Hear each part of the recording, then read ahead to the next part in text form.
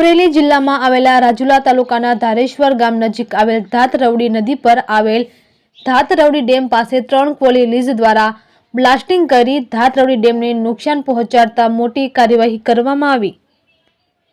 અમરેલી જિલ્લાના ખાણ ખનીજ અધિકારી સુમિત ચૌહાણ દ્વારા મહત્વપૂર્ણ નિર્ણય લેવાયો। રાજુલાના ધાતરવડી ડેમની સામે બ્લેક ટ્રેપની 3 ક્વોરી લીઝમાં જોખમી બ્લાસ્ટિંગ થતા હતા। રાજુલા પંથકના જીવાદોરી સમાન ધાતરવડી ડેમને એક નુકસાન થતું હોવાનો સિંચાઈ વિભાગ દ્વારા ખાણ ખનીજ વિભાગને પત્ર લખ્યો હતો। રોયલ્ટી પાસ હવેથી નહીં નીકળી શકે, જેથી બ્લાસ્ટિંગ અને ખાણમાં કામ નહીં કરી શકાય। દર્શન નામની 2 ક્વોરી લીઝ અને એક ધન નામની બ્લેક ટ્રેપની કુલ 3 લીઝના ATR લોક કરી મોટી કાર્યવાહી કરી। રિપોર્ટર મનીષ મહેતા, રાજુલા।